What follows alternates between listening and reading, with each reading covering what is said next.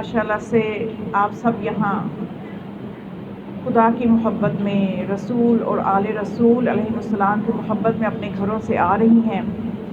اس لیے آ رہی ہیں، نیت میں نے آپ کو کل بتائی تھی، جب گھر سے نکلے تو اس نیت سے نکلیں کہ ہم مجلس میں اس لیے جا رہے ہیں کہ ہمیں علم ملے گا، اور جو علم کی حصول کی نیت سے گھر میں نکلتا ہے تو رسول خدا نے فرمایا ہوا سالک علی سبیل الجنہ، کہ وہ اب دنیا کے رستوں پہ نہیں چل رہا، وہ جنت کے رستوں پہ اس کے قدم پڑ رہے ہیں، اب وہ جنت کے رستوں پہ چل کے جا رہا ہے۔ کیونکہ جو مجلس جس کے لیے آپ گھروں سے آتی ہیں، اس کی برکتوں سے فیض یاب ہونے کے لیے اگر ایک دو نسخے ہیں، ایک تو نسخہ نیت کا میں نے آپ کو بتایا کہ نیت ہونی چاہیے کہ ہم اللہ کی خوشنودی کے لیے جا رہے ہیں۔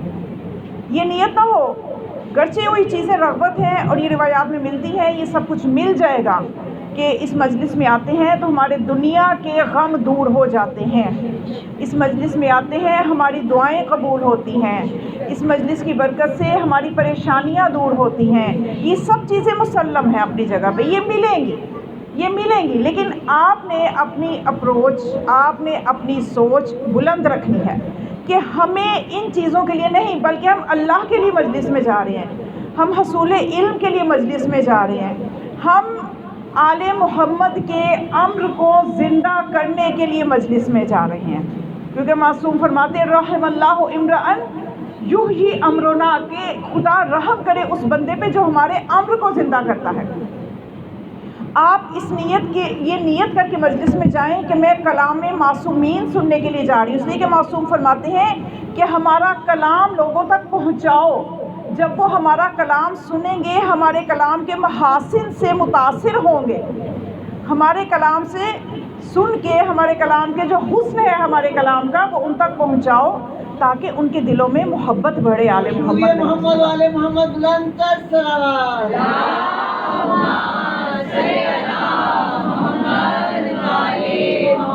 اور بہت برکتیں ہیں اس مجلس کی، فضائل علی آپ یہاں آ کے مولا کائنات کے فضائل سنتی ہیں، اور روایات میں ہے کہ جو فضائل مولا کائنات کے سنتا ہے تو خدا کانوں کے گناہوں کو ختم کر دیتا ہے، جو مولا کائنات کے فضائل کو نگاہ کرتا ہے تو آنکھوں کے گناہ ختم ہو جاتے ہیں۔ اتنی برکتیں اس مجلس میں ہیں، بلکہ یہاں تک روایت امالی میں امام صادق علیہ السلام سے یہ روایت ہے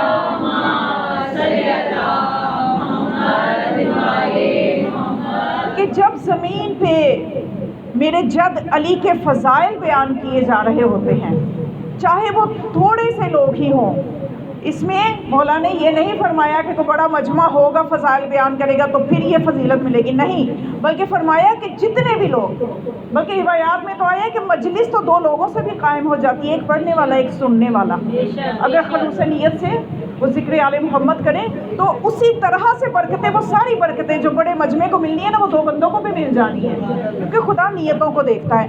تو مولا کیا فرماتے، میرے اور آپ کے چھٹے امام فرماتے کہ جب زمین پہ میرے جد علی کے فضائل کا تذکرہ ہو رہا ہوتا ہے تو آسمان کے جو فرشتے ہیں وہ بہت ہی زیادہ اس مجلس کا احاطہ کر لیتے ہیں، اور وہ ایک دوسرے کو یہ کہتے ہیں کہ دیکھو یہ فضائل علی بیان کر رہے ہیں اور سن رہے ہیں، حالانکہ ان کی تعداد کم ہے اور ان کے دشمن کثرت سے ہیں، یہ اپنی تعداد کی قلت سے نہیں ڈر رہے، یہ اپنے تعداد کی قلت کے باوجود فضائل علی بیان کر رہے ہیں، وہ فخر و مباحات کرتے ہیں فرشتے۔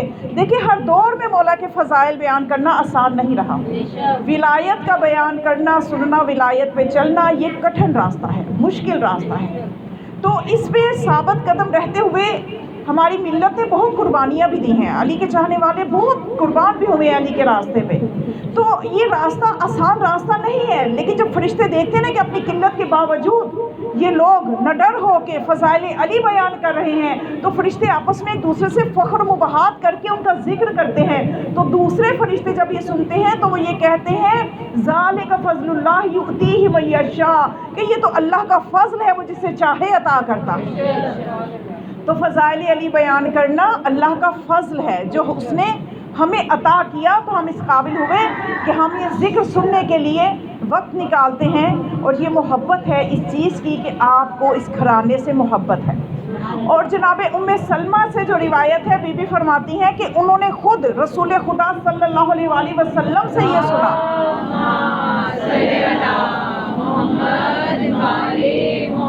بی بی فرماتی ہیں کہ جہاں پہ ذکر محمد و آل محمد اور فضائل ان کے بیان کیے جا رہے ہوتے ہیں، وہاں پہ فرشتے آتے ہیں، اور جب وہاں پہ اس ذکر کو سنتے ہیں، اس کے بعد جب وہ لوگ متفرق ہو جاتے ہیں، فرشتے جب آسمانوں پہ جاتے ہیں تو ان سے ایک بہت خوبصورت خوشبو آتی ہے۔ دوسرے فرشتے ان سے پوچھتے ہیں آپ کہاں سے آ رہے ہو، آپ سے اتنی پیاری خوشبو آ رہی ہے؟ تو وہ کہتے ہیں کہ ہم ذکر آل محمد ہو رہا تھا اس مجلس میں، ہم اس محفل میں گئے تھے، تو وہ فرشتے کہتے ہیں ہم بھی جائیں گے تاکہ یہ خوشبو ہم سے بھی آئے۔ تو وہ کہتے ہیں کہ اب یہ خوشبو نہیں آئے گی، وہ لوگ متفرق ہو گئے ہیں، یعنی اب اپنے اپنے گھروں کو چلے گئے ہیں، وہ مجلس ختم ہو گئی ہے۔ تو جب تک یہ مجلس ہوتی رہتی ہے فرشتے موجود رہتے ہیں، بلکہ ملکہ تطہیر جناب سیدہ کونین ان سے جو روایت ہے، ماشاء اللہ سے حدیث قصہ ہر گھر میں پڑھی جاتی ہے۔ یہ کن سے روایت ہے؟ سیدہ کونین سے روایت ہے کہ جن کی صداقت کی، طہارت کی گواہی آیہ تطہیر نے دی ہے۔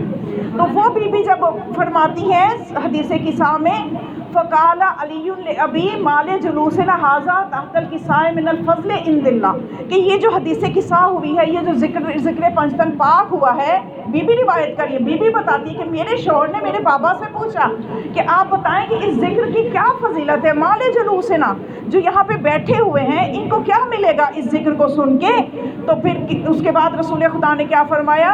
بی فرماتی ہیں کہ میرے بابا نے فرمایا والذی بعثنی بالحق نبیا واصطفانی برسالۃ نجیا ما ذکر خبر ھذا فی محفل من محافل الارض، کہ جو کوئی بھی ہمارا یہ ذکر کرے گا حفت بہم الملائکہ، ان کو فرشتے گھیر لیں گے، واستغفرت لہم، اور ان کے لیے استغفار بھی کریں گے۔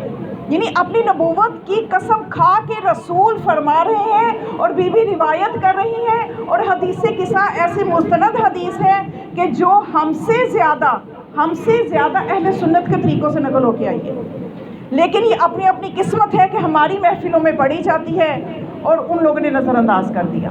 کس لیے نظر انداز کر دیا؟ یہ ان کی اپنی انتخاب ہے ان کا، لیکن یہ ایسی مستند حدیث ہے کہ تمام مسلمانوں نے اس کو نقل کیا ہے۔ اس حدیث میں رسول اپنی نبوت کی قسم کھا کے کہتے کہ جب تک یہ بیٹھے رہتے ہیں تو ان کو حفت بہم الملائکہ، ملائکہ ان کو گھیر لیتے ہیں، واستغفرت لہم، اور ان کے لیے استغفار کرتے رہتے ہیں، حتیٰ یتفرقوا، یہاں تک کہ جب وہ اپنے گھروں میں جب تک نہیں چلے جاتے فرشتے۔ اب دیکھیے، آپ سوچئے، تصور کیجئے کہ آپ یہاں پہ موجود ہیں، فرشتوں نے گھیرا ہوا ہے اور وہ ہماری استغفار کر رہے ہیں۔ جب ایسی مخلوق جو معصوم ہے، جس نے کوئی گناہ نہیں کیا، جب وہ اپنی معصومیت کے ساتھ ہمارے لیے استغفار کریں گے تو کیا ہمارا کوئی گناہ باقی رہ جائے گا؟ کتنا فائدہ ہے ہمیں آخرت کا بھی اور دنیا کا بھی۔ تو ہمیں کس جذبے کے ساتھ مجلس میں آنا چاہیے، کس نیت کے ساتھ آنا چاہیے، یہ میں نے آپ کو بتا دیا۔ اور ایک اور چیز کہ اگر ہم اس محفل میں آئیں اور ہم وضو کر کے آئیں تو یہ نور علی نور ہو جائے گا، ہم مزید برکتیں سمیٹ لیں گے۔ دیکھیے، میں آپ کو ایک مثال دیتی ہوں۔ ایک بندہ ہے، وہ قرآن پڑھ رہا ہے، ٹھیک ہے، قرآن کے حروف کو بغیر وضو کے ہاتھ نہیں لگاتے۔ اس نے کہا کہ چلو میں وضو میرا نہیں ہے، میں حروف کو ہاتھ نہیں لگاؤں گا، میں حاشیے کو پکڑ کے قرآن پڑھ لیتا ہوں۔ وہ بغیر وضو کے قرآن پڑھ رہا ہے۔ ایک دوسرا بندہ ہے جو وضو کر کے قرآن پڑھ رہا ہے۔ بتائیے دونوں کا ثواب برابر ہوگا؟ بتائیے دونوں کو برابر کی برکتیں ملیں گی؟ سیدھی سی سادہ سی مثالیں، برابر برکتیں نہیں ملیں گی۔ اور اسی طرح سے اس مجلس میں آپ جتنی طہارت کے ساتھ، طہارت قلبی کے ساتھ، طہارت نیت کے ساتھ آئیں گی تو آپ کو اتنی ہی برکتیں زیادہ ملیں گی۔ تو ہم ان مجالس سے اگر استفادہ کرنا چاہتے ہیں تو ہمیں ان کی حقیقی معرفت کا ہونا ضروری ہے کہ اس مجلس میں ہمیں ملتا کیا ہے، کیا کچھ نہیں یہاں پہ، جہاں پہ آپ دیکھیے کہ خدا یہ فرماتا ہے کہ جو علی کے ذکر کو بلند کرے، مولا کائنات کا ذکر ہماری مجالس میں سب سے زیادہ ہوتا ہے، اور کربلا ہوئی ہی ولایت کے دفاع کے لیے تھی، میں نے آپ کو اس کی گزشتہ مجالس میں بھی بتایا ہے۔ تو اب یہ جب علی کا ذکر، خدا فرماتا ہے جو علی کا ذکر کرتا ہے میں اس کے ذکر کو بلند کرتا ہوں، میں اس کے ذکر کو بلند کرتا ہوں۔ بلند کون کرتا ہے؟ خدا۔ اب خدا سے اوپر تو کوئی ہے نہیں اس کائنات میں، سب سے بڑی ہستی اللہ ہے، اور وہ اس بندے کے ذکر کو بلند کرتے جو علی کے ذکر کو بلند کرتے ہیں، جو علی کا ذکر۔ حیدری، نعرہ ولایت، نعرہ ولایت، ذرا بلند آواز سے، علی والے بیٹھے ہیں پتہ چلے، نعرہ ولایت، مل کے نعرہ ولایت، نعرہ حیدری، حیدری، نعرہ صلوات۔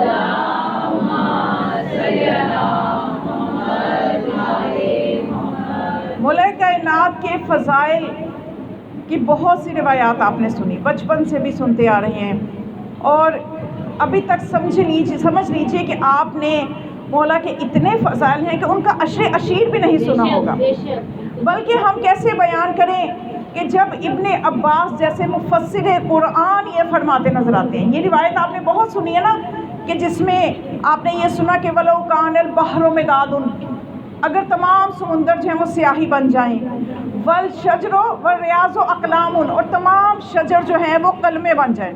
اب یہ تمام شجر اس روایت میں آیا ہے، تو کیا کسی ایک زمانے کے شجر نہیں، جتنے شجر اس دنیا میں ہیں جب سے ہیں اور جتنے قیامت تک شجر ہوتے رہیں گے، کوئی شمار میں ہی نہیں لا سکتا، اور ایک ایک شجر سے، ایک ایک درخت سے کتنی کلمیں بنتی ہیں، اسی کو ہی حساب کرنا مشکل ہے۔ تو اگر یہ ابن عباس کی میں آپ کو روایت بتا رہی، ابن عباس فرماتے ہیں کہ اگر تمام سمندر سیاہی بن جائے، تمام شجر کلمے بن جائیں، اور تمام جنوں انس حساب کتاب لکھنے والے بن جائیں، لما احسو فضائل علی ابن ابی طالب علیہ السلام، اور تمام آسمان جو ہے وہ ورق بن جائیں، کاغذ بن جائیں، تو پھر بھی علی ابن ابی طالب کے فضائل کا ایک اشیر بھی نہیں لکھ سکتے۔ نعرہ حیدری، حیدری، نعرہ صلوات۔ اور اس روایت کا ماحول کیا ہے، کس ماحول میں ابن عباس نے یہ روایت بیان کی؟ یہ روایت سعید بن جبیر، وہ ایک دن آئے مولا کا ابن عباس کے پاس، سعید بن جبیر ابن عباس کے پاس آئے اور آ کے کہتے ہیں کہ ابن عباس، میں ایک سوال کرنا چاہتا ہوں کہ علی علیہ السلام کے بارے میں، ذات علی کے بارے میں جو اس وقت اختلاف چل رہا ہے، دیکھیے مولا کائنات کی سب سے بڑی مظلومیت ہی یہی ہے کہ ان کی ذات مقدس پہ ہر زمانے میں اختلاف رہا ہے۔ آپ کے چاہنے والے بھی رہے ہیں اور ان سے کئی گنا زیادہ آپ سے دشمنی کرنے والے موجود رہے ہیں، لیکن اس کے باوجود آپ کے مقام اللہ نے اتنا بلند کیا، آپ کے اتنے فضائل قرآن میں بتائے، آپ کے اتنے فضائل اپنے نبی کی زبان سے بتائے، آپ کے اتنے فضائل قرآن سے پہلے جو تورات زبور انجیل اس میں موجود ہیں، ہر وقت ہر جگہ پہ جب نظر آئے تو خدا نے بھی ان کو ایسا ناکام کیا کہ جنہوں نے ہر زمانے میں علی کے نام کو دبانا چاہا، اللہ نے اتنا ہی پھیلانا چاہا۔ تو بہرحال اللہ کی کوشش ہی کامیاب ہوتی ہے، باقی سب کی تدبیریں ناکام ہوتی ہیں، اللہ کی تدبیر کے آگے کسی کی تدبیر کامیاب نہیں ہو سکتی۔ تو اب یہ جو اس زمانے میں جب یہ سعید ابن جبیر آیا اور آ کے ابن عباس سے کہا کہ یہ جو علی کے بارے میں باتیں ہو رہی ہیں، مختلف قسم کے لوگوں میں نظریات ہیں اور ان میں جو اختلاف پایا جا رہا ہے، اس کے بارے میں آپ کیا کہتے ہیں؟ تو ابن عباس نے کہا کہ تو نے میرے سے اس شخص کے بارے میں سوال کیا ہے کہ جس کے ایک رات میں 3000 فضائل ہیں، ایک رات میں۔ وہ جو شب ہجرت، غالباً ادھر اشارہ ہو سکتے ابن عباس کا، جو شب ہجرت آپ بستر رسول پہ سوئے تھے تو ایک رات میں ہی اتنے فضائل تھے۔ پھر آپ نے کہا کہ تو نے میرے سے اس شخص کے بارے میں پوچھا ہے جو نبی اکرم، جو پوری کائنات سے خدا کے بعد افضل ہے، اور اس نبی اکرم کے بعد اگر کوئی افضل ہے اس کائنات میں تو وہ وہی شخص ہے جس کے بارے میں تم پوچھ رہے ہو، وہ علی ہیں۔ اور تم نے میرے سے ایسے شخص کے بارے میں سوال کیا ہے کہ جو لوائل حمد کا مالک ہے، جو ساقی کوثر ہے، جو شفاعت کروانے والا ہے، اور اس علی کے اتنے فضائل ہیں کہ میں ابن عباس اس خدا کی قسم کھا کے کہتا ہوں جس کے قبضہ قدرت میں میری جان ہے، میں قسم کھا کے کہتا ہوں کہ اگر تمام درخت جو ہے وہ کلمے بن جائیں، تمام سمندر سیاہی بن جائیں، جنوں انس لکھنے والے بن جائیں، آسمان کاغذ بن جائیں، تو پھر بھی علی ابن ابی طالب کے فضائل کا ایک عشر اشیر بھی نہیں لکھ سکتے۔ نعرہ حیدری، نعرہ حیدری، نعرہ حیدری، مولا علی کی شان پر بلند سے بلند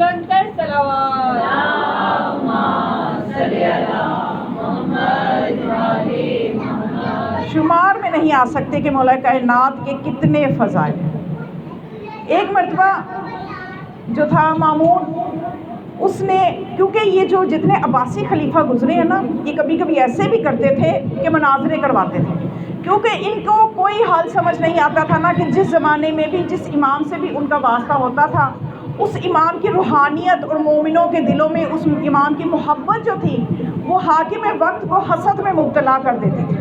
تمام بنی امیہ اور بنی عباس کے جتنے خلفاء گزرے ہیں سب کا یہی مسئلہ تھا کہ جو آل رسول پہ ظلم کرتے تھے، جو ائمہ پہ ظلم کرتے تھے، انہیں جلا وطنی پہ مجبور کرتے تھے، ہجرتوں پہ مجبور کرتے تھے، کسی کو تلوار سے شہید کیا، کسی کو زہر دیا، تو یہ جو توہین کرنے کی کوششیں کرتے تھے ائمہ کی، یہ وجہ پیچھے وہ حسد تھا کہ ان سے برداشت نہیں ہوتا تھا کہ حاکم وقت تو ہم ہیں، دولت ہمارے پاس، محل ہمارے، اور یہ جو کچے مکان میں رہتے ہیں یا جو چھوٹے سے مکان میں رہتے ہیں، تمام مومنین کے دل میں محبت ان کی ہے، یہ چیز ان سے برداشت نہیں ہوتی تھی۔ لیکن اس کے باوجود ان کو یہ پتہ تھا کہ مقام آل محمد کا ہی بلند ہے، مقام اہل البیت ہی کا بلند ہے۔ آج آپ کسی سے پوچھ لیجئے جا کے جوانان جنت کے سردار کون ہیں، کسی مسلک کا مسلمان ہوگا، وہ یہ اس کے علاوہ کہے گا ہی نہیں کہ جوانان جنت کے سردار حسنین علیہ السلام ہیں۔ آپ کسی سے جا کے پوچھ لیجئے کہ جنت اور دوزخ کا تقسیم کرنے والا کون ہے، تو چاہے وہ محبت کرے گا نہیں کرے گا یہ، لیکن کہے گا کہ وہ علی ہی ہے جو قسیم النار والجنہ ہے۔ کسی سے جا کے پوچھ لیجئے کہ آیت تطہیر کن کی شان میں نازل ہوئی، آیت ولایت کن کے، یہ سب چیزیں سب مانتے ہیں، انکار نہیں کر سکتے، لیکن مسئلہ یہ ہے کہ وہ جو دل میں ایک حسد ہے اور وہ جو مسئلہ جو حسد اور بغض کا ہے اس کا کوئی حل نہیں نظر آ رہا۔ تو اب یہ جو مامون تھا یہ بھی اسی طرح سے مناظرے کروایا کرتا تھا، حالانکہ معصوم کو زہر دینے کے لیے یہی ہے نا کہ جس نے امام اسلام کو زہر دلوائی تھی۔ تو اب یہ کیا کیا اس نے کہ ایک دفعہ اس نے مناظرہ کروایا، اور اس نے جو تھا وہاں پہ کوئی 70 علماء مختلف فرقوں کے جمع کیے اور ان کو اکٹھا کر کے ان سے پوچھتا رہا کہ مجھے بتاؤ کہ تم میں سے ہر ایک کو علی کے فضائل کی کتنی حدیثیں یاد ہیں، ہر ایک بتاؤ۔ ان میں سے ایک ابو یوسف بھی تھا، ایک واقدی بھی تھا۔ یہ واقدی یہ روایت کرتا ہے کہ میں بھی اس محفل میں گیا، مجھے بھی وہاں بلایا گیا تھا، دعوت دی گئی تھی، تو میرے سے بھی پوچھا کہ تمہیں سب سے پہلے ابو جو شافعی عالم تھا ایک وہاں پہ شافعی مذہب سے، اس سے پوچھا تم بتاؤ تمہیں علی علیہ السلام کی فضیلت کی کتنی روایتیں آتی ہیں؟ تو اس نے کہا کہ مجھے 400 روایتیں آتی ہیں۔ تو مامون نے کہا کہ ڈرو نہیں، میں تمہیں کچھ نہیں کہوں گا، سچ سچ بتاؤ تمہیں کتنی روایتیں آتی ہیں۔ اس نے کہا کہ مجھے 500 آتی ہیں۔ جب مزید اصرار کیا اس نے کہا 1000 آتی ہیں۔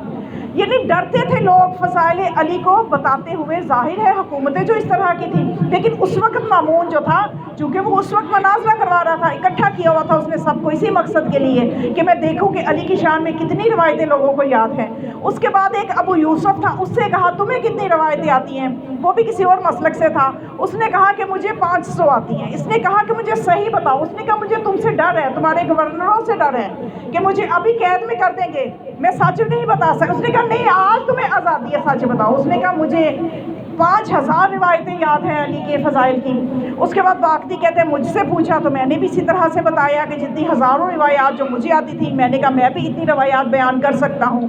جب یہ لوگ بتا چکے تو خود مامون نے یہ کہا کہ آج میں تمہیں ایک روایت بیان کرتا ہوں مولا کائنات کے فضائل کی۔ وہ تو خیر علی ہی کہہ رہا تھا کہ ہم سے وہ اس طرح سے ادا نہیں ہوتا، تو اس نے کہا کہ میں تمہیں بتاتا ہوں ایک ایسی روایت کہ تم سب حیران رہ جاؤ گے، تمہاری روایتوں سے بھی اجل اور مستند روایت ہے۔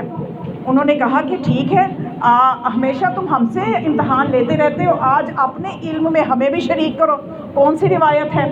تو وہ کہنے لگا کہ میں نے یوسف بن حجاج کو شام بھیجا، میرا ایک گورنر تھا، کہ وہاں پہ جا کے تم وہاں کا نظام سنبھالو اور دیکھنا کہ کوئی بھی کسی قسم کی تفرقہ بازی نہ ہو، فرقہ بازی سے وہاں پہ ماحول کو کنٹرول رکھنا۔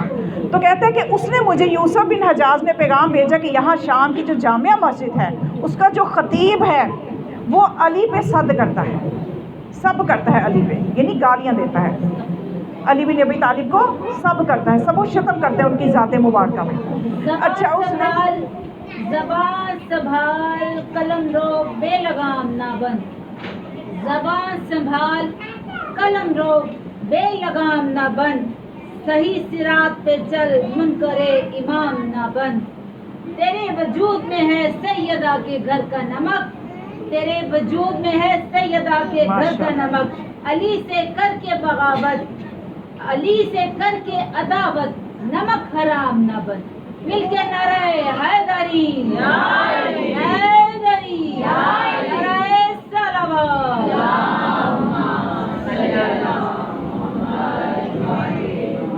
مامون تک جب یہ معاملہ پہنچا تو مامون نے کہا کہ اسے روکو، اسے اس چیز سے منع کرو، تو وہ کہتا ہے کہ میں نے منع کیا ہے، لیکن وہ آگے سے یہ کہتا ہے کہ میں تو علی پہ سب و شتم کرتا رہوں گا اس لیے کہ علی نے میرے آباء و اجداد کو قتل کیا ہے۔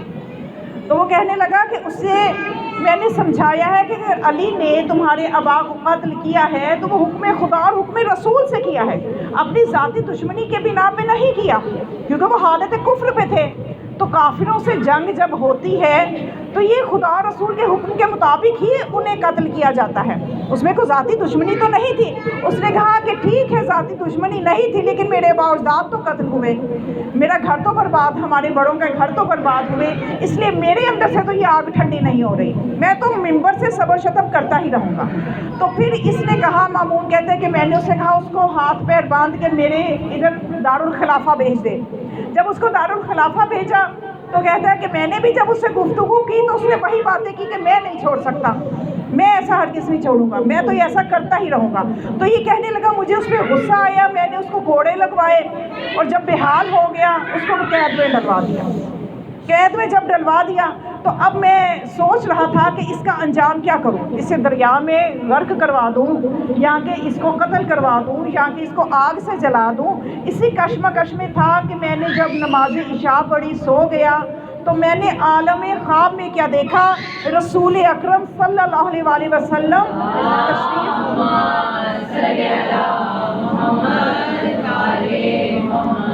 آسمان سے نورانی عماریاں اتر رہی ہیں اور تشریف لائے ہیں، اور آپ صلی اللہ علیہ وآلہ وسلم نے 5 ہلے زیب تن کر رکھے ہیں، اور ان کے ساتھ مولا علی ہیں، انہوں نے 4 ہلے زیب تن کر رکھے ہیں۔ ہلا یہ آپ خوبصورت لباس کو کہہ سکتے ہیں، اور مولا حسن اور حسن بھی ساتھ ہیں، مولا حسن انہوں نے 3 ہلے زیب تن کر رکھے ہیں، اور حسین بھی ہے ساتھ تو انہوں نے 2 ہلے زیب تن کر رکھے ہیں۔ اور وہ آتے ہیں اور مجھ سے کہتے ہیں کہ وہ مولوی کہاں ہے کہ جو سب و شتم کر رہا ہے، تو میں نے کہا کہ وہ زندان میں ہے۔ جب وہ زندان کی طرف ہوئے دروازہ خود بخود کھل گیا اور انہوں نے علی سے فرمایا کہ علی آپ ایک طرف ہو جائیں، اور اس کو گریبان سے مولوی کو پکڑا اور اس سے کہا اس خطیب سے کہ تم کیا بیان کرتے ہو میرے بھائی کے بارے میں؟ تو اس نے کہا کہ میں تو اس چیز سے باز نہیں آؤں گا اور سب و شتم کرتا رہوں گا، ہمارے بڑوں کو علی نے قتل کیا ہے جنگوں میں۔ تو اس وقت رسول خدا نے اس کو بد دعا دی کہ اے اللہ اس کو مسخ کر دے، لیکن ایک علامت باقی رکھنا کہ پتہ چلے انسان ہی ہے۔ تو اسی وقت وہ کتے کی شکل میں ہو گیا لیکن اس کے کان انسانوں جیسے تھے۔ تو وہ کہتا ہے کہ میری جب اس خوف سے آنکھ کھلی اس کے بعد وہ نورانی عماریاں آسمان پہ چلی گئیں، اور اس خوف سے میں ایک دم اٹھا جب، تو میں نے فوراً حکم دیا کہ جو تھے اس دربان تھے اس قید خانے کے، میں نے کہا اس خطیب کو لے کے آؤ۔ تو جب وہ خطیب کو لینے گئے تو واپس آ کے کہتے وہاں تو خطیب نہیں ہے، وہاں تو ایک کتا ہے۔ تو اس نے کہا اس کو ہی لے آؤ۔ جب اس کو لے کے آئے تو اس کے کان انسانوں جیسے تھے اور اس کی آنکھوں سے آنسو ٹپک رہے تھے، ندامت کے آنسو ٹپک رہے تھے۔ تو کہتے ہیں کہ اس وقت ایک جو شافعی عالم تھا وہاں پہ، اس نے کہا کہ اس کو چونکہ مسخ کیا ہے اور جو مسخ شدہ ہوتا ہے اس کو 3 دن کے اندر موت آ جاتی ہے، اس کے لیے سختی، ایک تو وہ مسخ ہوا، دوسرا اس کا عذاب یہ ہوتا ہے کہ اس کو فوراً 3 دن کے اندر موت آ جاتی ہے، اس کو فوراً کہیں دور بھیج دو، ایسا نہ ہو اس کی وجہ سے ہم پہ بھی کوئی عذاب آ جائے۔ تو کہتا ہے کہ اس کو میں نے، اب دیکھیں روایت مامون کر رہا ہے جو اس گھرانے سے محبت نہیں ہے اس کے دل میں، لیکن کچھ حقیقتیں ایسی ہیں کہ خدا دشمنوں کے منہ سے بھی نکلوا دیتا ہے۔ تو اب جب اس کو واپس قید خانے میں، دور کے کسی قید خانے میں بھیج دیا تو چند ہی لمحوں میں خبر آئی کہ آسمان سے بجلی گری اور قید خانے کی چھت پہ گری اور سمیت اس کے سارا قید خانہ راکھ ہو گیا۔ تو یہ حقائق ہیں کہ مولا کائنات کی عظمت کو تسلیم کروانے کے لیے یہ وہ حقائق ہیں جو خدا نے اپنے نبی کی زبان سے اور اپنے جو حجتیں ہیں ان کی زبان سے ہم تک پہنچائے، تاکہ ہم مولا کائنات کی عظمت کو سمجھیں اور دوسروں تک پہنچائیں، کیونکہ مولا کائنات کی معرفت سب کے لیے ضروری ہے، سب کے لیے ضروری ہے۔ اور یہ نتیجہ نکلا کہ وہ جو روایت میں نے آپ کے سامنے بیان کی کہ واقعاً مولا کائنات کے فضائل اتنے زیادہ ہیں کہ جن کو کوئی بھی حساب کتاب میں جنوں انس مل کے بھی کرے تو نہیں لا سکتے۔ اور یہ والا دعویٰ قرآن میں کس کے لیے آیا کہ اگر جنوں انس مل کے بھی اس قرآن جیسی کتاب لائیں تو لا نہیں سکتے۔ ایک ہی مرتبہ اللہ نے یہ دعویٰ اپنی کتاب کے لیے کیا کہ تم جنوں انس مل بھی جاؤ تو اس جیسی ایک آیت بھی نہیں بنا سکتے، اور یہاں حدیث میں ہمیں ملا کہ جنوں انس مل بھی جائیں تو علی کے فضائل کو شمار کر ہی نہیں سکتے۔ پھر ایک مولا کے فضائل کو شمار نہیں کیا جا سکتا، دوسرا قرآن میں خدا کہتا ہے لا تعدوا نعمت اللہ، کہ تم خدا کی نعمتوں کو شمار نہیں کر سکتے۔ خدا کی نعمتیں بھی شمار کرنے سے انسان قاصر ہے، مولا علی کے فضائل بھی شمار کرنے سے قاصر ہے، لیکن یہاں پہ ایک سوال ذہن میں آتا ہے کہ اے خدا جب تیری نعمتیں شمار نہیں کی جا سکتی تو پھر تو قرآن میں یہ کیوں کہتا ہے ثم لتسألن یومئذ عن النعیم، کہ اس دن تم سے ضرور نعمت کے بارے میں سوال کیا جائے گا۔ جو چیز ہم شمار نہیں کر سکتے اس کا جواب کیسے دیں گے؟ تو یہ مسئلہ حل کیا امام جعفر صادق علیہ السلام نے۔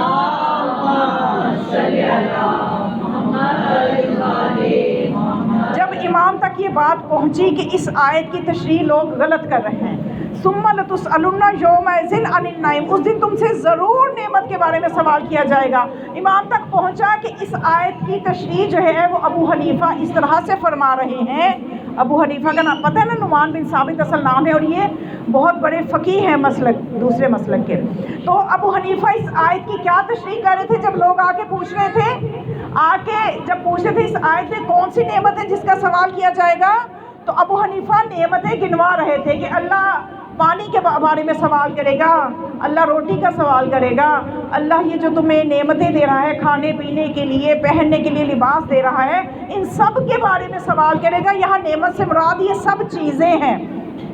تو دیکھیے یہاں پہ عقل کا تقاضا ہے کہ اگر مثال کے طور پہ آپ کے گھر کوئی آئے، آپ کی دوست آئے، آپ اس کو کھانا کھلائیں، اس کو تحفے میں لباس دیں، اس کو پانی پلائیں، اور بعد میں آپ اس سے سوال کریں دیکھا میں نے تمہیں کھانا کھلایا تھا، اب بتاؤ نا میں نے تمہیں پانی پلایا تھا، کتنی تمہاری میں نے خدمت کی تھی، تو یہ کتنا نازیبا ہے ایک عام انسان کے لیے بھی۔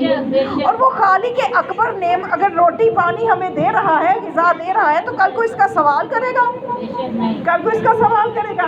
تو مولا نے پھر فرمایا کہ یہ جو تشریح کرنے والی ہستی ہے ان کو ذرا میرے سامنے لے کے آؤ۔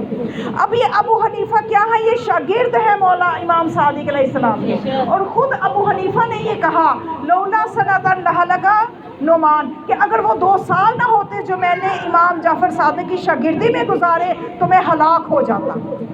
تو جب خدمت میں بلایا اور کہا کہ آپ اس آیت کی کیا تشریح کر رہے ہیں کہ اللہ روٹی پانی کا سوال کرے گا یومئذ، کہ اس دن تم سے ضرور نعمتوں کا سوال ہوگا، تو وہ روٹی پانی کا سوال ہوگا، تو وہ کہنے لگے مجھے تو یہی لگتا ہے کہ یہی سوال ہوگا۔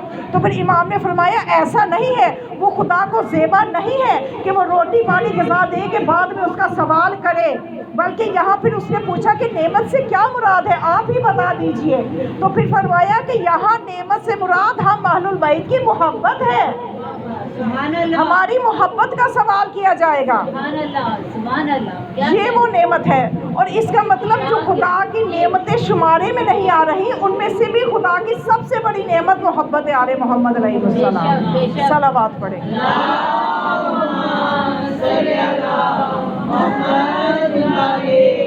مشکلوں میں جب گرے مشکل کشا تک آ گئے، مشکلوں میں جب گرے مشکل کشا تک آ گئے، یوں ہوا محسوس جیسے ہم خدا تک آ گئے۔ حاجیوں نے بیت دیکھا ہم نے دیکھے اہل بیت، حاجیوں نے بیت دیکھا ہم نے دیکھے اہل بیت، وہ حرم میں رک گئے ہم کربلا تک آ گئے، مل کے نعرہ حیدری حیدری حیدری نعرہ صلوات۔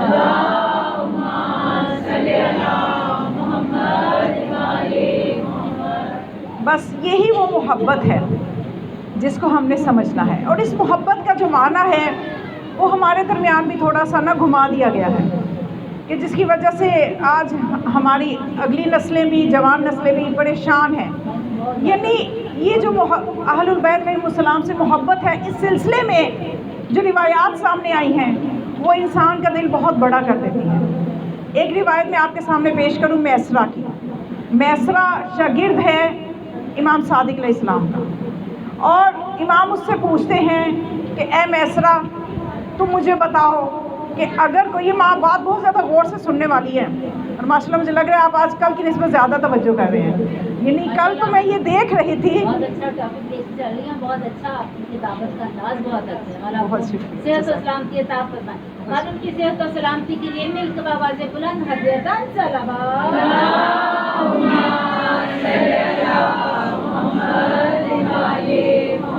تو مولا نے پوچھا کہ اے میسرہ مجھے یہ بتاؤ کہ اگر کوئی انسان نیکیاں کرے, نمازیں پڑھے, روزے رکھے, بہت نیکیاں کرے, لیکن ہمیں وہ نہ پہچانتا ہو ہمارے مقام کو, کہ جو اللہ نے ہمارا مقام بنایا ہے, جو اللہ ہمارے مقام پہچانوانا چاہتا ہے وہ نہیں پہچانتا, لیکن نمازیں پڑھتا ہے, نیکیاں کرتا ہے, بتاؤ وہ جنت میں جائے گا کہ جہنم میں جائے گا؟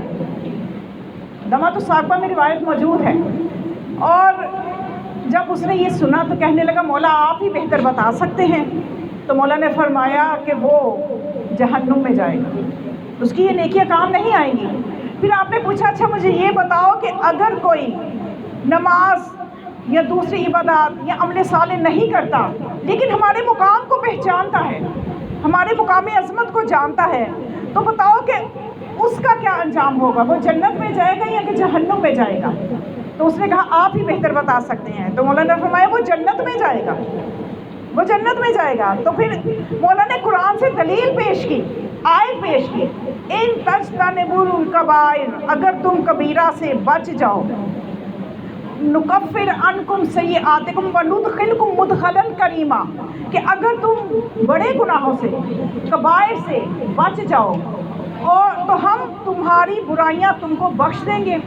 نکفر عنکم سیئاتکم, تمہاری جو برائیاں ہیں ان سے درگزر کریں گے, اور تمہیں مدخلا کریما یعنی اچھی جگہ داخل کریں گے. تو معصوم نے فرمایا یہاں جو کبائر ہے نا, ان تجتنبوا کبائر, اگر تم کبائر سے بچ جاؤ, تو مولا نے فرمایا یہاں کبائر سے مراد آل محمد کے دشمنوں سے دوستی رکھنا ہے, کہ جس کے دل میں آل محمد کے دشمنوں کی ولایت ہوگی, آل محمد کے دشمنوں کی محبت ہوگی, تو اس کو کبائر کہا گیا ہے.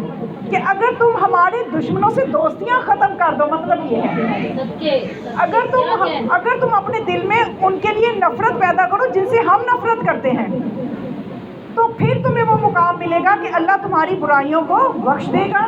اور آپ نے فرمایا مدخلا کریمہ سے مراد ولایت ہے, ہماری محبت ہے, کہ جب تم ہمارے دشمن سے دشمنی کرو گے تو پھر اللہ تمہیں ہماری ولایت جیسی نعمت عطا کرے گا. اب یہاں سے بہت سی چیزیں نکلتی ہیں. بعض ہمیں معاشرے میں لوگ ایسے نظر آتے ہیں جو کہتے ہیں کہ ہم تو سب سے محبت کرتے ہیں. وہ انہیں جب کہا جائے نا کہ آپ پشتر پاک سے محبت کرتے ہیں, وہ کہتے ہیں ہم کرتے ہیں. ہم کیوں نہیں کرتے؟ پشتر پاک سے کون سا مسلمان ہے جو محبت نہیں کرتا؟ سب کرتے ہیں. کون ہے جو حسنین سے محبت نہ کرے, جو علی سے محبت نہ کرے؟ سب کرتے ہیں. لیکن مسئلہ یہاں پہ اس حدیث میں آپ نے غور فرمایا, مولانا نے فرمایا کبائر سے مراد وہ ہیں, وہ لوگ ہیں کہ جو ہمارے دشمنوں کی محبت دل میں رکھتے ہیں. کبائر سے مراد جو ہمارے دشمنوں کی محبت دل میں رکھتے ہیں. تو یعنی ولایت کا نور اس کو ملے گا, کامل نور اس کو ملے گا کہ جو آل محمد کے دشمنوں سے دشمنی بھی کرے. یعنی صرف دوست کی پہچان کافی نہیں ہے, آل محمد کے دوستوں کو پہچان لینا کافی نہیں ہے, آل محمد کے دشمنوں کو پہچاننا اس سے بھی زیادہ ضروری ہے. آل محمد کے دشمنوں سے نفرت کرنا اس سے بھی زیادہ ضروری ہے. تبرہ سے زیادہ تبرہ ضروری ہے. تبرہ جو ہے, اس لیے ہمارے جو فروعات دین بچوں کو پڑھائے جاتے ہیں نا, اس میں تبرہ کے ساتھ ہی تبرہ کا بھی ذکر ہے.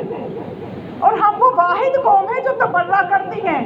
باقی تو بڑے نیک ہیں, وہ کہتے ہیں ہم تو تبرہ ہی نہیں کرتے, ہم تو کسی کو کچھ بھی نہیں کہتے. تو قرآن کی جو آیتیں ہیں جو کہتی ہیں کہ لعنت کرنے والوں, وہ جو یعنی کچھ لوگ ایسے ہیں کہ ان پہ اللہ بھی لعنت کرتا ہے اور لعنت کرنے والے لعنت کرتے ہیں. تو اس آیت پہ کون عمل کرے گا سوائے ہمارے کوئی نہیں کرتا. لعنت محمد وآل محمد صلوات.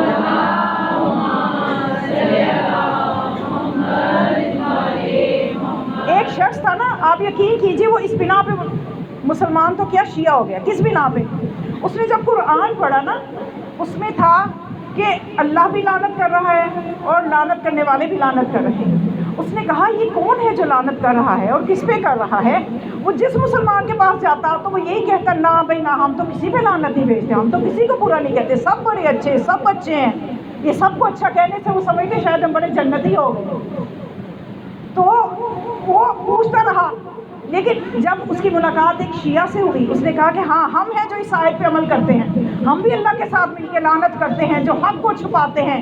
کن پہ لعنت بھیجی گئی ہے قرآن میں؟ خدا فرماتے ہیں کہ جو حق کو جانتے ہوئے چھپاتے ہیں ان پہ اللہ کی بھی لعنت ہے، لعنت کرنے والوں کی بھی لعنت ہے. تو اس نے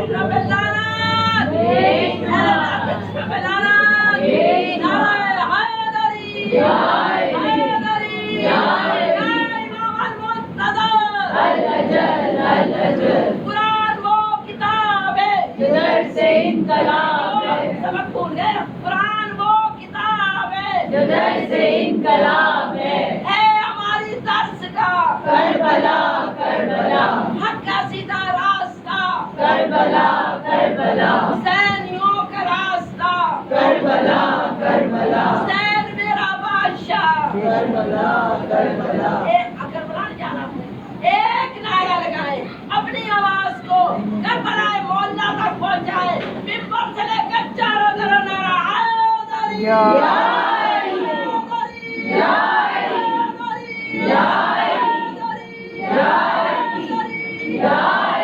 سے تو سلام نکل گیا دیا تن سلام. اللہم صلی علی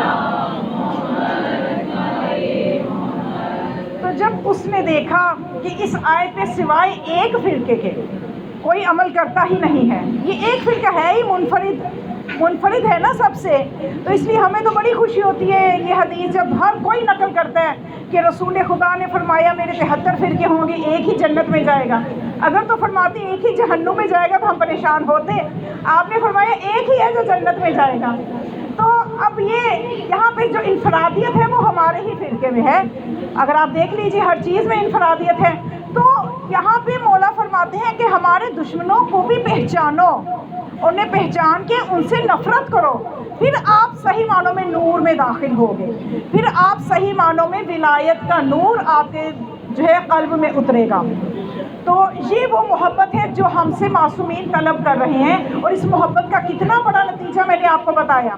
اب یہاں پہ آ کے بہت سے لوگ تو خوش ہو گئے ہوں گے کہ چلو جی اگر میری نمازیں کمزور ہیں، میں نہیں پڑھ رہی، واجبہ میں تو نعرے حیدری تو لگا رہی ہوں نا، میں علی کو تو مانتی ہوں نا، میں پنجتن پاک شاردا معصومین کو مانتی ہوں. تو یہ میں نے اصل میں یہ حدیث پہلے آپ کو سنا کے تھوڑا سا خوش تو کر دیا. اب میں نے محبت کا اصل معنی بھی سمجھانا ہے. ایک تو محبت کا معنی مولا نے یہ بتایا نا کہ ہمارے دشمنوں کو بھی پہچانو، یہ محبت کا معنی ہے، اور ان کو پہچان کے ان سے نفرت بھی کرو، یہ محبت اہل بیت کا معنی ہے. اور ایک اور معنی میں آپ کو ایک حدیث کا سہارا لے کے بتاتی ہوں، بہت مشہور حدیث ہے، آپ نے شاید یہ سنی ہوگی، حب علی یاکل الذنوب کما تاکل نار الحطب. علی کی محبت گناہوں کو ایسے کھا جاتی ہے جیسے آگ لکڑی کو کھا جاتی ہے. جیسے آگ خشک لکڑی کو کھانے میں دیر نہیں لگاتی. جنگل میں آگ کیسے لگ جاتی ہے؟ جنگل میں آگ ایسے فوراً لگتی ہے. وہ جیسے کسی بات کو آپ نے پھیلانا ہو نا معاشرے میں، اور وہ کوئی غلط بات ہو تو کہتی ہے تو جنگل میں آگ کی طرح پھیل گئی. یعنی خشک لکڑی کو اتنی جلدی آگ لگتی ہے. اور علی کی محبت سے گناہ ایسے ختم ہوتے ہیں کہ جیسے لکڑی کو آگ لگ جاتی ہے. سینے پہ لکھا ناد علی ہے، یہ شک کے سینے پہ لکھا ناد علی ہے، اس شک کی جنت تک کال پھری ہے. بے حب علی کال جو اللہ سے ملائی، آواز یہی آئی کہ نیٹ ورک بھی دیا نعرہ حیدری حیدری حیدری حیدری. شان پر عظمت اور بلند سے بلند سلام. اللہم صلی علی محمد. تو واقعاً علی کی محبت محبت گناہوں کو ایسے ہی کھاتی ہے، لیکن اس میں تھوڑا سا جو تربیتی پہلو ہے نا، کیونکہ جتنی بھی روایات ہم تک مولا کے فضائل کی پہنچی ہیں وہ زبان مصطفیٰ سے پہنچی ہیں، زبان مصطفیٰ سے پہنچی ہے، اور وہ اسی جذبے کے لیے نہیں کہ علی ان کے داماد ہے تو اس لیے فضائل بیان کر رہے ہیں، یا علی ان کے چچا زاد ہے تو اس لیے فضائل بیان کر رہے ہیں، نہیں، ان روایات میں فضائل کی جتنی روایات ہیں ان میں اگر آپ نے وہ بیان کی ہے تو تربیتی نقطہ نگاہ بھی آپ کے پیش نظر تھا، ممبروں سے روایتیں تو بیان کی گئی لیکن جو اندر چھپا ہوا تربیتی نقطہ نظر تھا اس کی وضاحت نہ کی گئی، جس کی وجہ سے آج قوم میں کوئی آپ کو نظر آتا ہے کہ نماز پڑھ لو، کوئی کہتے نہ پڑھو، کوئی کہتے مجلس افضل، کوئی کہتے نماز افضل۔ یہ چیزیں کیوں آئیں؟ یہ چیزیں اس لیے آئیں کہ ان فضائل کی روایات کی صحیح تشریح نہیں کی گئی، ان کی صحیح تشریح نہیں کی گئی۔ اب آپ جو یہ فرماتے ہیں کہ علی کی محبت گناہوں کو ایسے کھاتی ہے کہ جیسے آگ لکڑی کو کھاتی ہے، تو دیکھیے محبت کا تعلق انسان کے جسم کے کس عضو سے ہے؟ ماشاءاللہ پڑھے لکھے افراد موجود ہیں، اس کا تعلق دل سے ہے۔ یہ ایک ایسی محبت، ایک وہ چیز ہے کہ اس کا تعلق انسان کے دل سے ہے، اور دل کیا کرتا ہے؟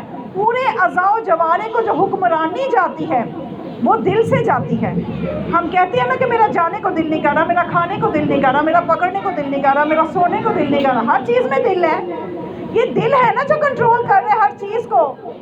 تو اب جب دل میں علی کی محبت ہوگی تو جس دل میں علی کی محبت ہو وہ دل کیسے چاہے گا کہ کسی کی غیبت سنے، کانوں کو اجازت دے کہ تم غیبتیں سنو؟ وہ دل کیسے چاہے گا کہ تم نماز نہ پڑھو؟ دل میں محبت علی کی ہے اور کہے کہ نماز پڑھنے کو دل نہیں کرتا، دل میں محبت علی کی ہے اور دل کرے کہ قرآن پڑھنے کو دل نہیں کرتا، تو یا تو جھوٹا دعویٰ ہے دل میں علی نہیں ہے، دل میں کوئی اور ہے، علی صرف زبان تک ہے، یا تو علی صرف زبان تک ہے، اور اگر علی دل تک ہے تو دل ہی نہیں، دل کیسے ہوگا کہ دل کرے کہ میں نماز نہ پڑھوں، میں روزے نہ رکھوں؟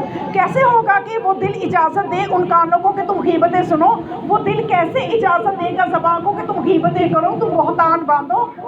تو جب جس دل میں علی کی محبت ہے، یہ مطلب ہے کہ دل میں اگر علی کی محبت ہے تو وہ گناہوں کو ایسے کھاتی ہے جیسے آگ لکڑی کو، یعنی اس دل میں گناہ، اس دل سے گناہ ہوگا ہی نہیں، گناہ کا وجود ہوگا ہی نہیں۔ جب محبت علی کا وجود ہے تو گناہ کا وجود ہو ہی نہیں پائے گا۔ یہ مطلب ہے اس حدیث کا کہ اگر علی کی محبت ہے تو وہ آگ جیسے لکڑی کو کھاتی ہے، اس طرح سے علی کی محبت گناہوں کو کھاتی ہے کہ وہ دل گناہ کی اجازت ہی نہیں دے گا۔ توجہ فرمائی آپ نے؟ تو یہ وہ چیز ہے، یہ وہ محبت کا معنی ہے جس کو ہم نے سمجھنا ہے، یہ وہ تشریح ہے محبت کی، محبت اہل بیت کی، کہ جس کو ہمیں سمجھنا چاہیے تھا، نہیں سمجھا گیا، اسی لیے آج ہم کبھی نماز کو اوپر کر رہے ہیں تو مجلس کو نیچے کر رہے ہیں، تو کبھی مجلس کو اوپر کر رہے ہیں تو نماز کو نیچے کر رہے ہیں۔ تو یہ چیزیں آنی ہی نہیں تھی اگر ہم ان روایات کو صحیح معنی، صحیح جس طرح سے کہ رسول پہنچانا چاہتے تھے اس طرح سے ہم سمجھ لیتے۔ اور ایک اور روایت، یہ جو تشریح شاید آپ کو پسند نہیں آئی، بڑے خاموش ہو گئے ہیں سن کے کہ پریشان ہو گئے ہیں، یا خوش ہو کتنا انوکھا ولی بنایا ہے، ولی نے کتنا انوکھا ولی بنایا ہے، جیسا چاہتے تھے محمد ویسا بنایا ہے۔ یہ دیکھ دیکھ کر اکثر مومن سوچتے وہ خود کیسا ہے، وہ خود کیسا ہے جس نے علی بنایا۔ نعرہ حیدری، یا حیدری، یا حیدری، صلوات اللہم صلی علی محمد وعلی محمد۔ اگر آپ کو اس معنی پہ تسلی نہیں ہو رہی، معنی یہی ہے علی کی محبت کا۔ علی کی محبت جو ہے، آل محمد کی محبت جو ہے، یہ عمل مانگتی ہے، عمل کے بغیر کوئی محبت نہیں۔ میں آپ کو ایک اور روایت سناتی ہوں، شاید کہ آپ مزید ڈر جائیں گے، لیکن میرا مقصد یہی ہے کہ بیدار کرنا، ڈرنا نہیں ہے، بیدار ہونا ہے۔ ایک اور روایت بہت ہی مستند روایت، کن سے ہے وہ؟ جابر بن یزید جعفی، یہ شاگرد ہیں، یہ موالی ہیں میرے اور آپ کے پانچویں امام محمد باقر علیہ السلام۔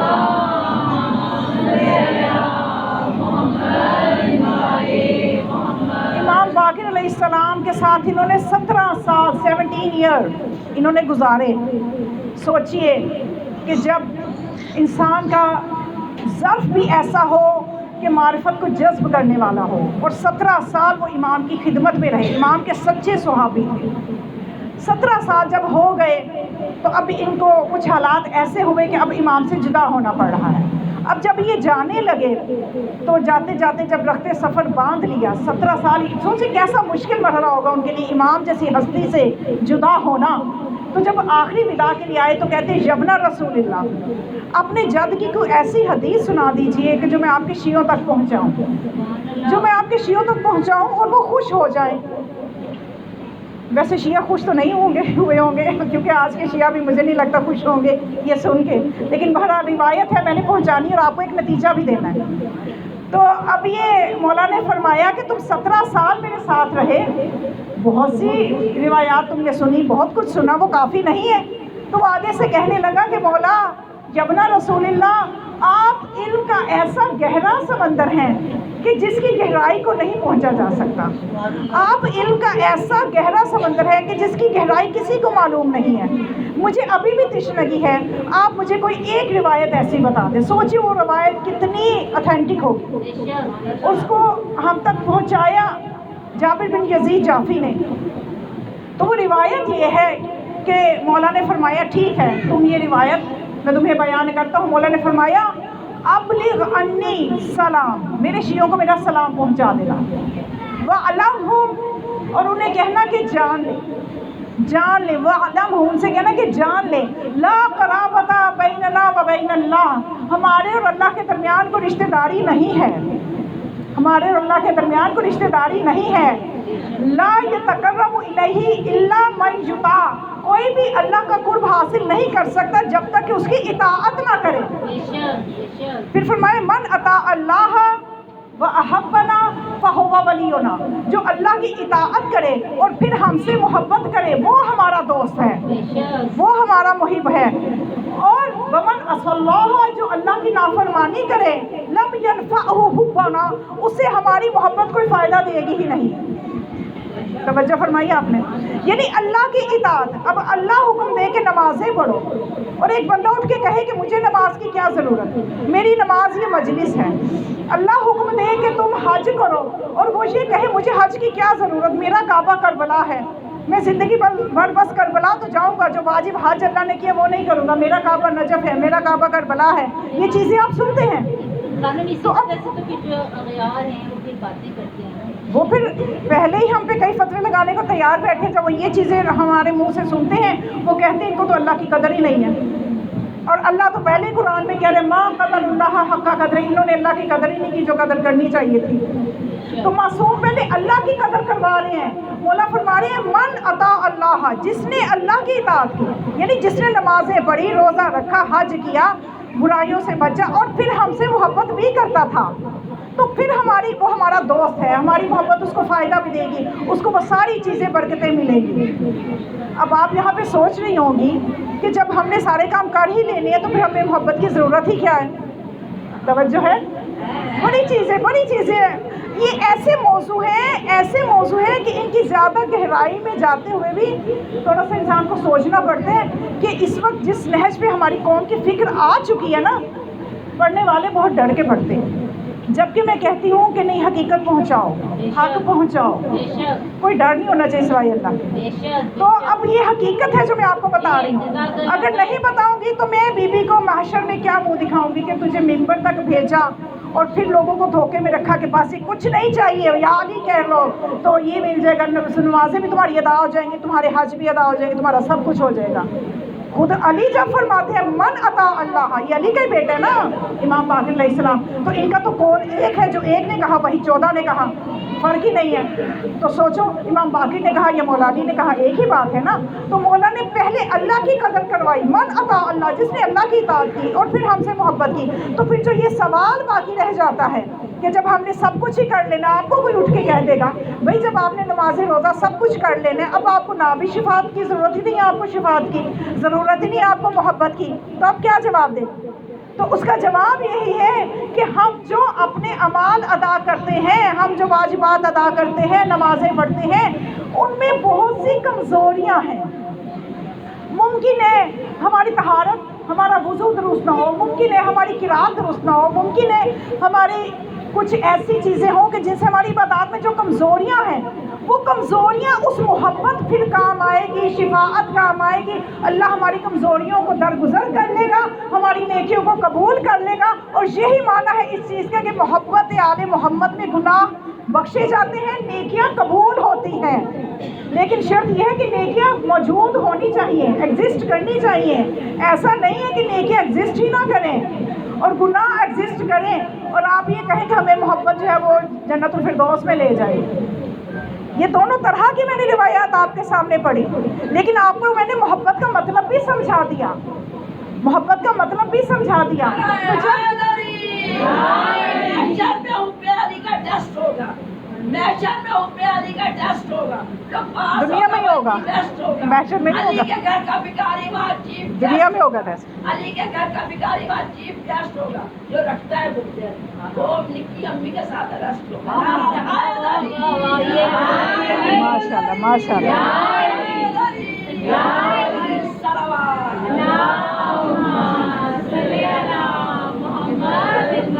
تو بس یہ وہ مفہوم ہے محبت کا کہ جو ہماری قوم کو سمجھ لینا چاہیے کہ آل محمد سے محبت کا مفہوم کیا ہے۔ تو جب صحیح معنوں میں ہم ان کے محب بن جاتے ہیں، دیکھیے ہمارے درمیان نا دوہری پالیسیاں پائی جاتی ہیں عمل کے میدان میں۔ ہم دوہری پالیسیاں، دین کو بس اتنا حصہ ہم لیتے ہیں جو ہمیں سمجھ میں آ رہا ہوتا ہے یا جس پہ ہم عمل کرنا چاہتے ہیں، اور دین کا وہ حصہ باقی چھوڑ دیتے ہیں۔ یعنی جیسے میں پاکٹ سائز، وہ جیسے انہوں نے بھی کہا نا کہ محشر میں محبت علی کا ٹیسٹ ہوگا، محشر میں نہیں ہوگا، یہ دنیا میں ہوگا کہ آپ کو علی سے کتنی محبت ہے۔ علی وہ ہستی ہے، مولا کائنات وہ ہستی ہے کہ ان کی محبت کا دنیا میں امتحان ہے کہ ہم ان سے کتنی محبت کرتے ہیں۔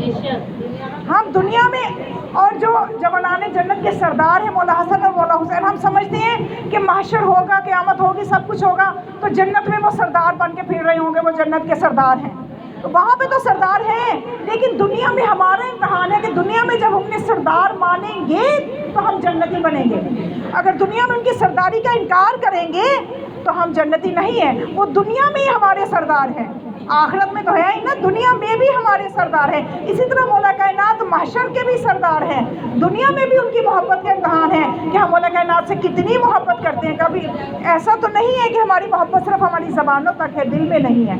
تو محبت وہ کام آئے گی جو دل میں ہوگی اور اطاعت الہی کے ساتھ ہوگی، تو پھر جو محبت ملے گی پھر دنیا دیکھے گی کہ اس بندے کا مقام اور اس کا نام کتنا زندہ رہتا ہے، کہ خدا کہتے ہیں جو علی کے ذکر کو بلند کرتے میں اس کے ذکر کو بلند کرتا ہوں۔ تو یہ وہ ذکر علی ہے کہ جو ہم نے عمل سے ثابت کرنا ہے، صرف دعووں سے نہیں، عمل سے ثابت کرنا ہے، تو پھر وہ نتیجے بھی ملتے ہیں، وہ برکتیں بھی ملتی ہیں، دنیا میں بھی ملتی ہیں، آخرت میں بھی ملیں گی۔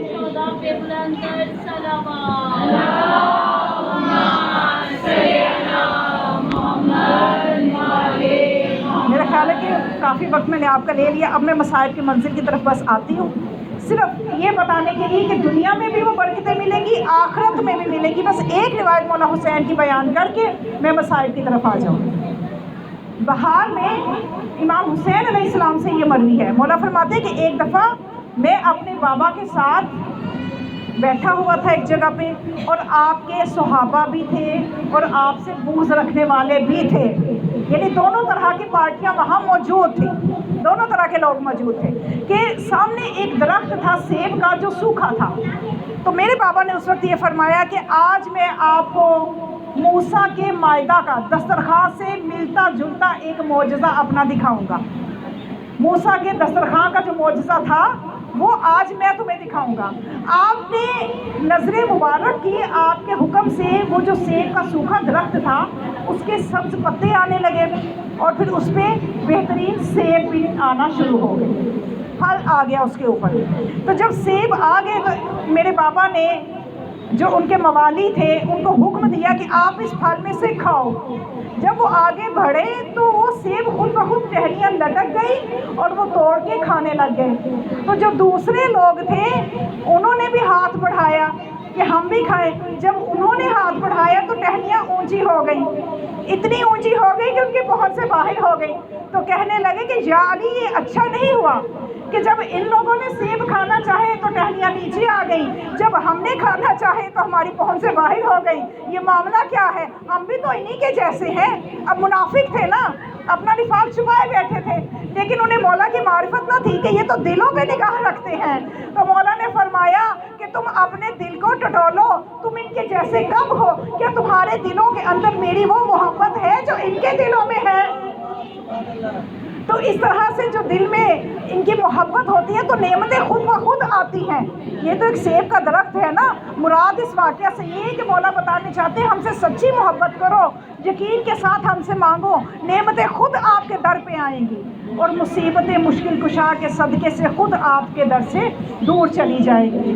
تو بس مومنات، مولا کائنات امیر المؤمنین کو کسی نے بھی ان کو پہچانا ہی نہیں ہے، یہ ان کی سب سے بڑی مظلومیت ہے۔ آج ہم ان ظلموں پہ، ان مظالم پہ روتے ہیں جو ان کی اولاد پہ کیے گئے، اور وہ کس لیے کیے گئے؟ صرف اور صرف اس کی ایک ہی وجہ ہے حسد، کہ لوگوں نے بجائے عظمت کا اقرار کرنے کے حسد کیا محمد و آل محمد سے، اور ایسا حسد کر کے ان ہستیوں پہ وہ مظالم ڈھائے کہ ایک عام انسان کے لیے بھی اگر توقع کی جائے تو اس پہ بھی اس طرح کا ظلم نہ قیامت تک کبھی ہو سکتا ہے، نہ تاریخ میں کبھی دیکھا جا سکتا ہے۔ آج ہم نے علی کے نواسوں کا پرسہ دیکھا، جناب زینب کے بیٹوں کی شہادت کا پرسہ دیکھا۔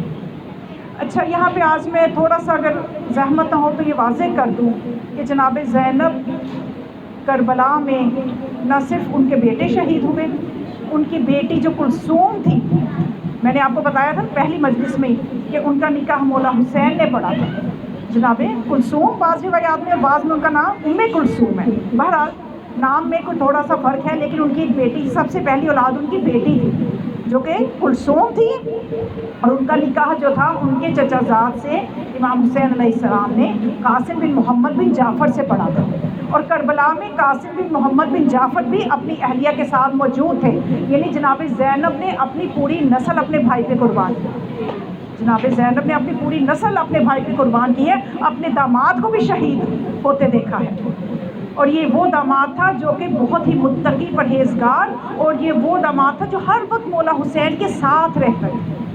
یہ جو قاسم بن محمد ہے نا، قاسم بن محمد بن جعفر، یہ قاسم جو ہے یہ ہر وقت مولا حسین سے اتنی محبت کرتے تھے کہ ہر وقت مولا حسین کے ساتھ سائے کی طرح نظر آتے تھے، اور یہ ان کی اور جناب زینب کی بیٹی بھی کوفہ شام کے بازاروں میں اس روایت سے ثابت ہوتا ہے، اور یہ صحیفہ کربلا، میں کتاب کا حوالہ دیں گی، وہاں میں نے یہ دیکھا، اور جو جناب زینب کے 2 بیٹے شہید ہوئے ان میں محمد بن عبداللہ جو ہیں، اور ایک ہے اون بن عبداللہ۔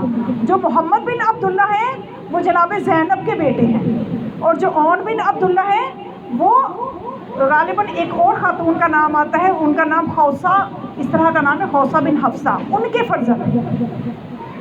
یہ روایتیں میں نے 3-4 بڑی بڑی جو تاریخ کی کتابیں ہیں ان میں نے خود دیکھا ہے کہ جناب زینب کے ایک بیٹے محمد بن عبداللہ، اور جو دوسرے اون بن عبداللہ ان کی والدہ کوئی اور تھی، اور جناب زینب کے داماد اور ان کی بیٹی بھی کربلا میں موجود تھی۔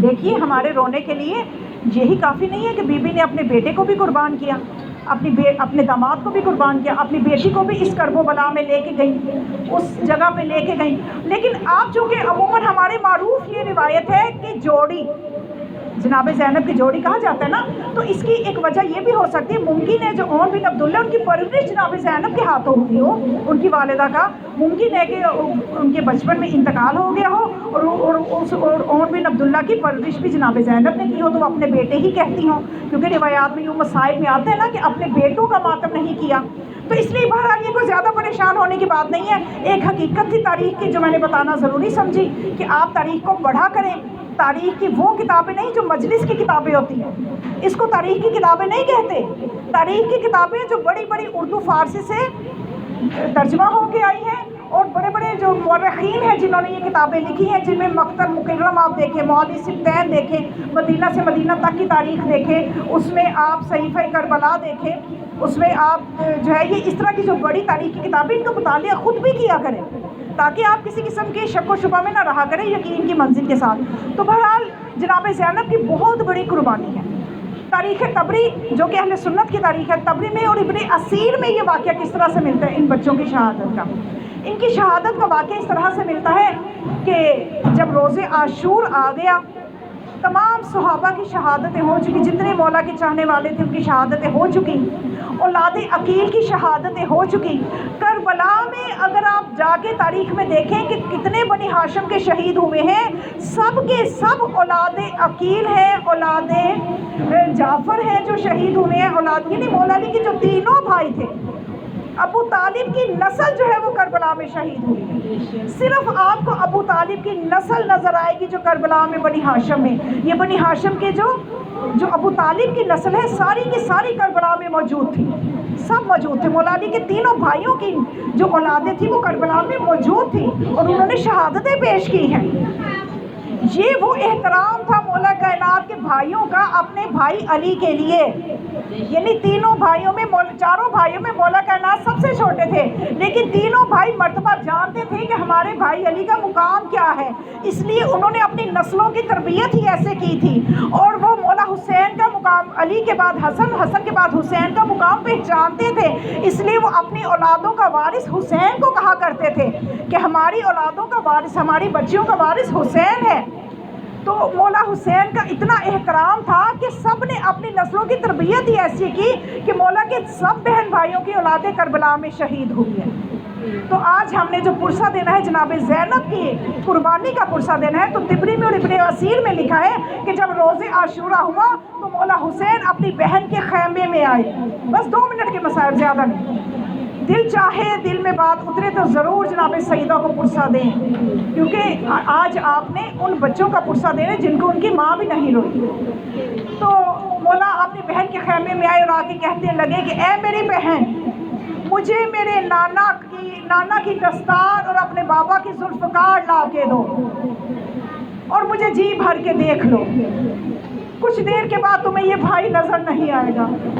सोचिए कि उस बहन पे क्या गुजरेगी कि जिस भाई की वो आशिक है, जिस भाई की ज़ियारत के बगैर उसका कोई दिन नहीं गुजरता, कि जिस भाई पे उसने अपनी नस्ल को कुर्बान कर दिया, अपने नस्ल को कुर्बान करने के लिए करबला में लाई है। आज वो भाई आके बहन से कहे, आजकल के बहन भाइयों की मोहब्बत को ना ज़हन में लाइएगा, ये सोचिएगा कि मौला हुसैन को अपनी बहन से और बहन को अपने भाई से कितनी मोहब्बत थी। और वो भाई जब ये कहे बहन मुझे जी भर के देख लो, कुछ लम्हों के बाद ये भाई नजर नहीं आएगा, तो जनाब ज़ैनब ने गिरिया शुरू कर दिया। इब्ने असीर की रिवायत है, गिरिया शुरू कर दिया। तो एक मरतबा कहने लगी कि ए मेरे भाई, इस वक्त हम पे इतना बेकसी का आलम है, ये मुश्किल कुशा के बच्चे हैं जो मैदान करबला में इतने मजबूर हो गए हैं कि ज़ैनब कहती है भाई आज हम इतने बेकस हो गए हैं, इतने मजबूर हो गए हैं कि हमारी मुसीबतों पे आसमानों के फरिश्ते भी गिरिया कर रहे हैं, आसमान के फरिश्ते भी गिरिया कर रहे हैं। तो मौला हुसैन ने कहा कि हाँ आज हम गरीब हो गए हैं, ये मौला मुश्किल कुशा की औलाद का हाल कर दिया उम्मत ने। कि जनाब ज़ैनब ने कहा कि भाई हुसैन, मैं एक दरख्वास्त करूं तो क्या कबूल करोगे? मुझे अपने नाना की हदीस याद है, मेरे नाना ने फरमाया था कि अगर कोई मुश्किल आए तो सदका दो, सदका देने से मुश्किल आसान हो जाती है। हाय मैं क्या बयान करूं, इमाम मज़लूम ने ये कहा, कायनात का इमाम है और ये कह रहा है कि ज़ैनब सदके में क्या देंगे, इस वक्त हम प्यासे हैं, 3 दिन की भूखो प्यास, हमारे पास कुछ नहीं है जो हम सदका दे सके। तो ज़ैनब ने कहा, सैयदा ज़ैनब ने कहा कि भाई अगर कबूल करे तो मैं अपने बच्चे आप पे सदका करना चाहती हूँ और वो आमादा है आप पे सदका होने के लिए। और हुसैन की हालत ये है कि बहन से कहते हैं मेरी बहन, मैं कैसे तुझे बे औलाद कर दूँ, मैं क्यों अपनी बहन को बे औलाद कर दूँ, ऐसा नहीं हो सकता। लेकिन जब बहन ने मजबूर किया तो फरमाया कि हाँ ठीक है, चलो मैदान में भेजो, तैयार करो शहादत के लिए अपने बच्चों को। तो जब ये ओनो मोहम्मद रिवायत में मिलता है कि जब मैदान में गए, जब मोहम्मद बिन अब्दुल्ला मैदान में गए तो जाके रिज्ज़ पढ़ा कि ए अशकिया तुम मुझे पहचान लो, मैं जाफर तैयार का पोता हूँ, मैं अब्दुल्ला का बेटा हूँ और तुमने इस वक्त हम पे पानी बंद कर रखा है, तुमने नवासे रसूल पे जुल्म किया है। ये कहते हुए अशकिया में घुस गए और जो حملہ کرنے کے لیے۔ جب اون آگے بڑھے تو اون بن عبداللہ نے رجز پڑھا کہ تم نے قرآن کی محکم آیات کو پامال کر دیا ہے اور اپنے لیے گمراہی کو خرید لیا ہے۔ ان شہزادوں نے جنگ کی کہ ہمیں پہچان لو۔ ادھر سے دشمن نے جب دیکھا کہ یہ شہزادے جو ہے یہ عام شہزادے نہیں ہیں، یہ تو جعفر طیار کے پوتے ہیں، یہ تو علی کے نواسے ہیں، تو عمر بن سعد نے یہ ایک جملہ ملتا ہے اس روایت میں، ابن اسیر کی روایت میں، عمر بن سعد نے کہا کہ مجھے تمہارے بھولی چہروں پہ، بھولی صورت پہ ترس آ رہا ہے۔ اگر کہو تو میں پانی کے مشکیزیں پیش کرتا ہوں۔